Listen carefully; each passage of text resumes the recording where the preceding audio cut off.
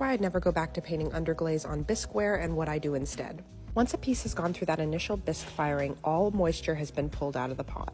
It has a chalky, dry surface, so you can imagine it absorbs the paint really quickly. Imagine having to redip your paintbrush like every stroke. Now on the flip side of this, I paint on greenware when pottery is in the leather hard stage. It is firm, but there is still moisture in the clay body. And since underglaze is like a version of pigmented clay in its simplest explanation, it blends on very easily.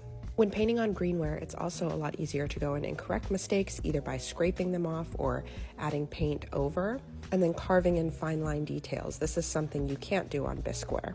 My experience applying underglaze to bisqueware is that it comes out a bit more of a color wash instead of these big saturated blocks of color like you see here.